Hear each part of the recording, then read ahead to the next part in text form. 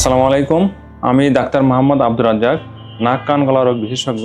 আমি চেম্বার করছি শ্যামলী অ্যালায়েন্স হসপিটালে। আমরা জানি যে নাক দিয়ে অনেক সময় রক্ত পড়ে। নাক দিয়ে রক্ত পড়া সব বয়সে হতে পারে, তবে এটা বাচ্চাদের ক্ষেত্রে বেশি হয়। এবার কেন হয়? এটা হচ্ছে বিভিন্ন কারণে হতে পারে। সাধারণত আমাদের কিছু লোকাল কারণ, যেমন নাকের কারণে হতে পারে, যেমন নাকে অ্যালার্জি, নাকের পলিপ, নাকের টিউমার, নাকে অনেক সময় মাংস বেড়ে গেলেও নাকের এবং হাড় বাঁকা থাকলেও নাকের অনেক সময় রক্ত পড়ে।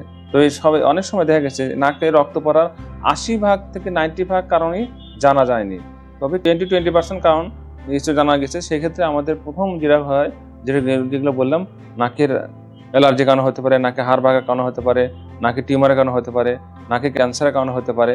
হ্যাঁ, তো এইসব কারণে অনেক সময় রক্ত পড়ে।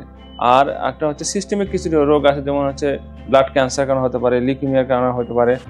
তারপরে আপনার ব্লাডের কিছু রোগ আছে, সেগুলোতে কারণে সিস্টেমিক রোগের কারণে হতে পারে। অনেক সময় আনকন্ট্রোল ডায়াবেটিস, আনকন্ট্রোল হাইপারটেনশন, এগুলো অনেক সময় নাকে রক্ত পড়াকে প্রভাবিত করতে পারে।